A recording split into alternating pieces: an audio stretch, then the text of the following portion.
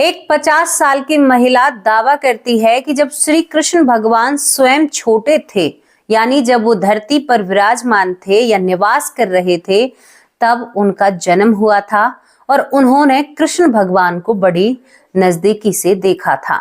वो यहाँ पर गोपी होने का दावा करती हैं।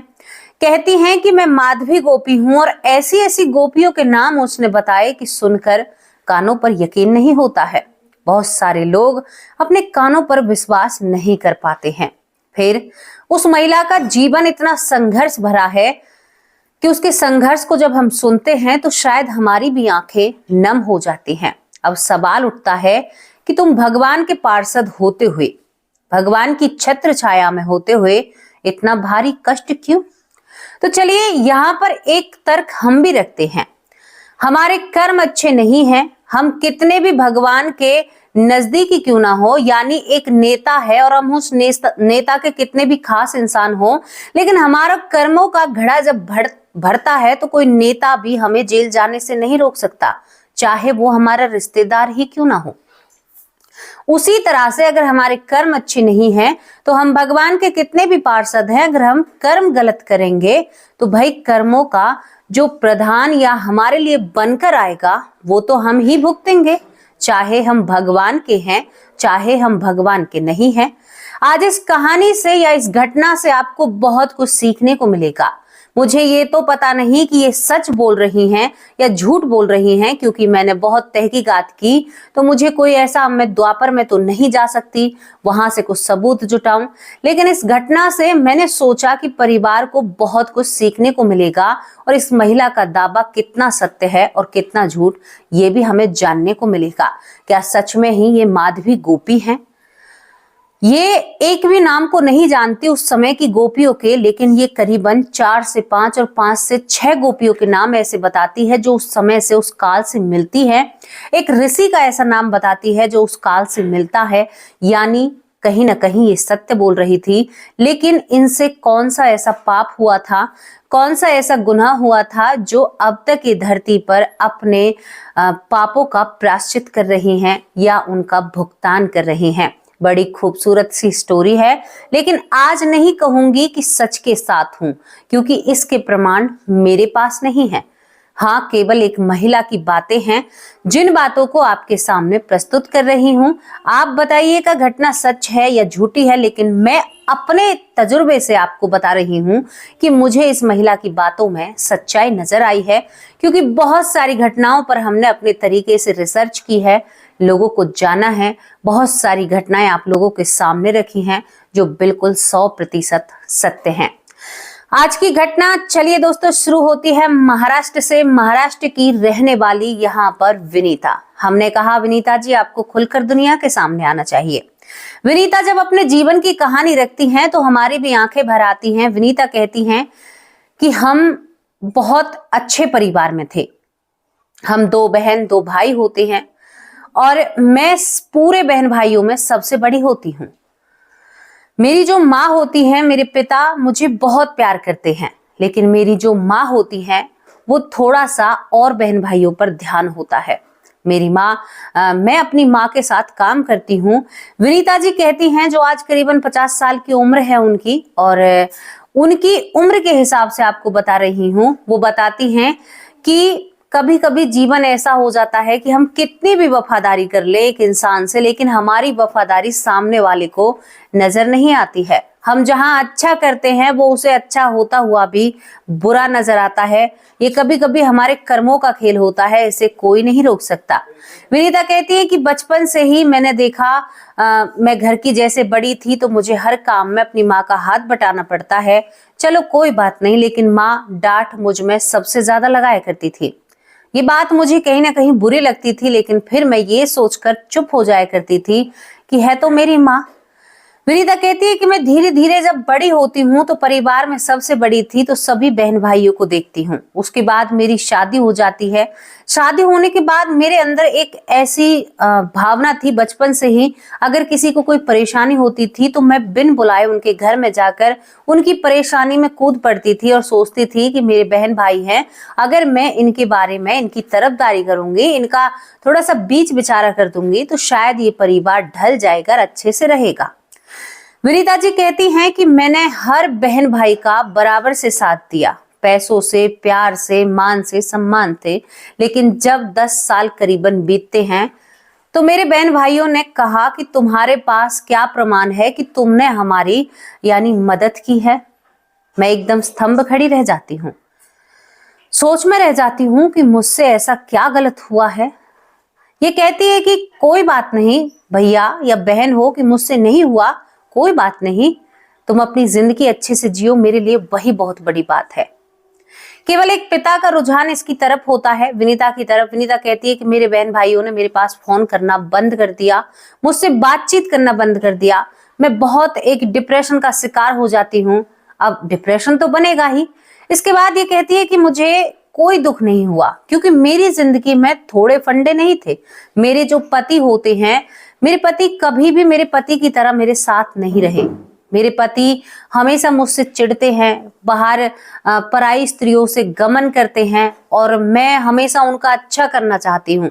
मैंने जैसे तैसे करके पढ़ाई करके सरकारी नौकरी को हासिल किया। मुझे पता था मेरा एक बेटा होता है, उसके बाद मैं कोई पुत्र या बच्चा कोई भी पैदा नहीं करती हूँ, क्योंकि इस बच्चे की परवरिश हो जाए वही बहुत है, क्योंकि पति घर में नहीं रहता है, आवारागर्दी में होता है। उसके बाद बहन भाइयों ने मुझे छोड़ दिया, माँ बाप ने भी छोड़ दिया। उसके बाद जब मैं यहाँ पर होती हूँ, जब मैं यहाँ पर करती हूँ अपने पति की, तो पति 4 साल के लिए मुझे छोड़कर चला जाता है। मैं अकेली अपने बेटे को पालती हूँ, सास ससुर की जिम्मेदारी मेरे ऊपर, और नौकरी करना और घर के काम करना, और पति छोड़कर चला गया था, बेटे को संभालना था, ये सारी जिम्मेदारी होती है। लेकिन जब मेरे पति वापस लौट कर आए तो उनके दोनों यानी किडनी खराब होने की कगार पर थी, बहुत ज्यादा बीमारी के हालात में आते हैं, और पति की मुझे फिर सेवा करनी पड़ती है। मैं सोचती हूँ कि कहीं ना कहीं मेरा ही कोई कर्म होगा, और इसे सपनों में अपने कर्म दिखाई भी देते थे। यहाँ पर विनीता जी अपने पति की सेवा करती हैं, और सेवा करते करते वो पति भी भगवान को प्यारे हो जाते हैं। विनीता जी बहुत परेशान हो जाती हैं कि मैंने कभी जिंदगी में कोई सुख नहीं पाया। इसके बाद और जिंदगी बीतती है तो विनीता जी बताती हैं कि मेरा जो बेटा है वो बड़ा हो जाता है, तो मैं अपने बेटे की शादी करना चाहती हूँ।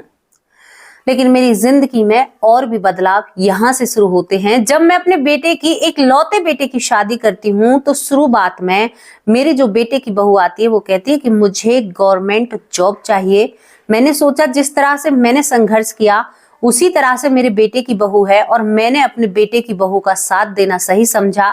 सुबह उठकर उसके लिए लंच बनाना, झाड़ू से पोछे से अपनी नौकरी भी, और उसके लिए भी बहुत सारी चीजें करना, मैंने ये सब कुछ करना शुरू कर दिया था। बेटा, जो संघर्ष मैंने किया है वो संघर्ष मैं तुम्हें नहीं करने दूंगी। तुम्हें आगे बढ़ना होगा और तुम्हें नौकरी करनी होगी। लेकिन कुछ दिन बाद करने के बाद जो विनीता होती है उसे मालूम होता है, बहू ने कहा ये मेरा काम थोड़े ही है, मैं नौकरी लगूं या ना लगूं, ये काम तो आपका है और ये घर आपका है। विनीता जी कहती है कि मेरे पैरों तले जमीन खिसक जाती है, मतलब ये अब भी मेरा ही है। मैंने कहा ठीक है बेटा। उसके बाद मेरे जो बेटे की बहू है इसी बीच में एक बेटी को जन्म देती है। जन्म देने के बाद मेरे बेटे की बहू ने कहा कि अगर ये बुढ़िया इस घर में रहेगी तो मैं इस घर में पांव नहीं रखूंगी। अपने पति से कहती है कि अगर तुम्हें मैं चाहिए तो अपनी माँ को घर से निकालो। मेरे बेटे ने मेरा साथ नहीं छोड़ा, लेकिन दूसरे ही क्षण मेरे बेटे को एक बीमारी लगती है, ऐसी बीमारी जिसमें वो बहुत गंभीर हो जाता है। मेरे बेटे की बहू एक पल में अपना फैसला बदलती है। फैसला बदलते ही 4-5 लोगों को घर पर बुलाती है, अपने मायके वालों को, कहती है कि मैं इस नकारा और निकम्बे लड़के के साथ अपना वक्त नहीं बिगाड़ सकती। और विनीता से, विनीता की बहू घर छोड़कर अपना बैग पैक कर कर वहां से चली जाती है। विनीता पूरे डिप्रेशन में आ चुकी है।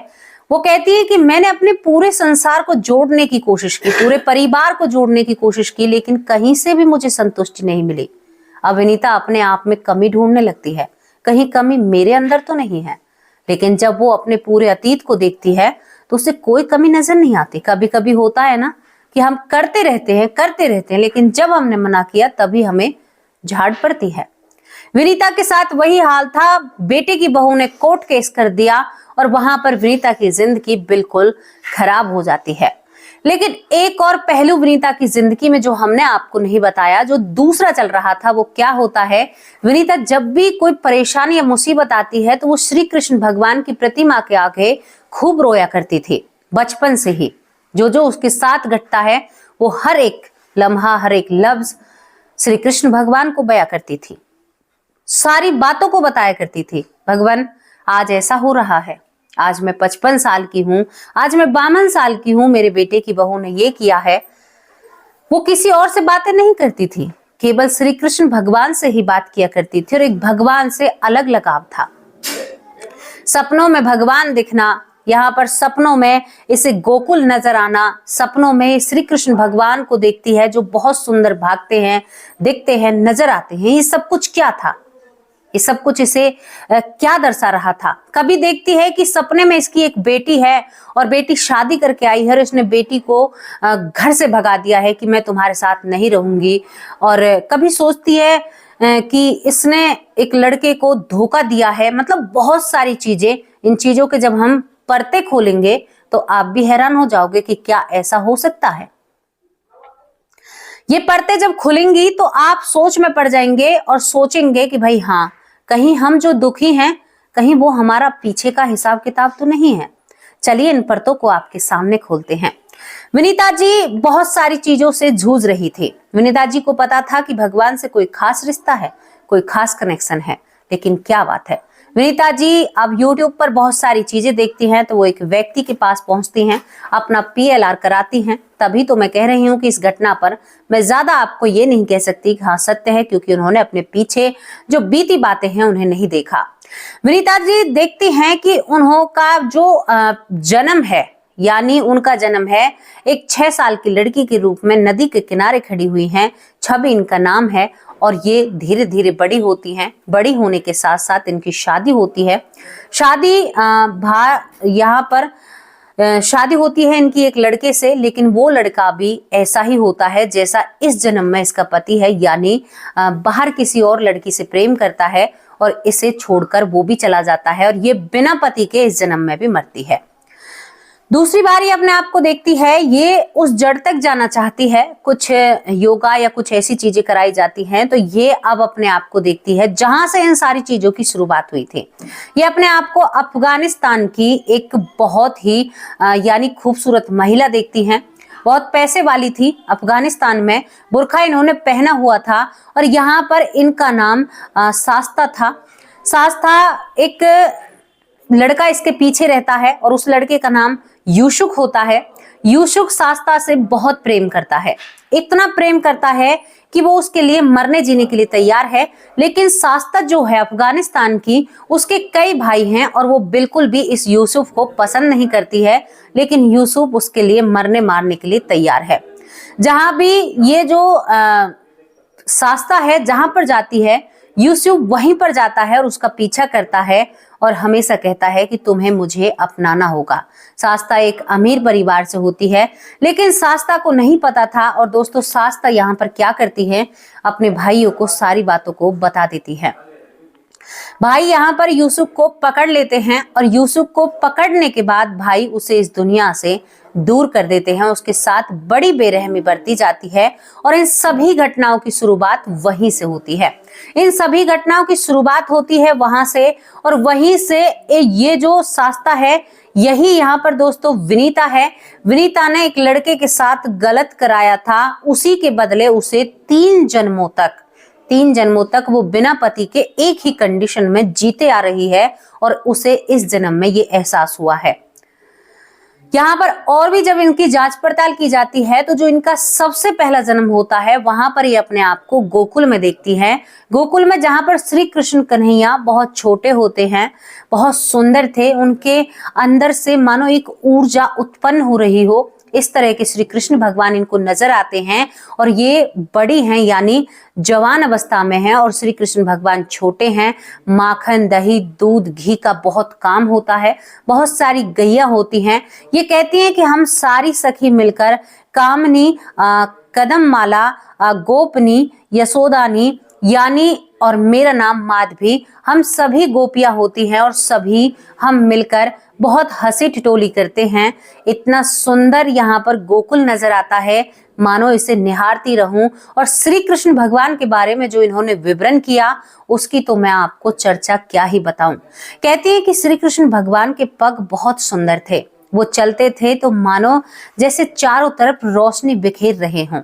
उनके अंदर इतना तेज था, बचपन से ही बहुत सुंदर और बहुत प्यारे लगते थे। जी करता था गोद में उठाकर इनको खिलाऊं, इनको पूरी दुनिया घुमाऊं, इस तरह का इनको प्रतीत होता है।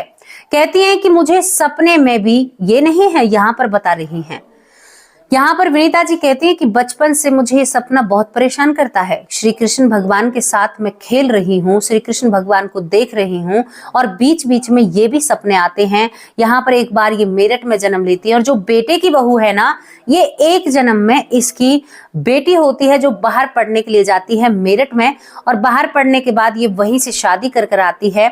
माँ इस बात से प्रसन्न नहीं होती और उस बेटी को धुतकार देती है। वो बेटी इस जन्म में बहू बनकर आई है बदला लेने के लिए, क्योंकि वो माँ के लिए तड़पी थी उस समय।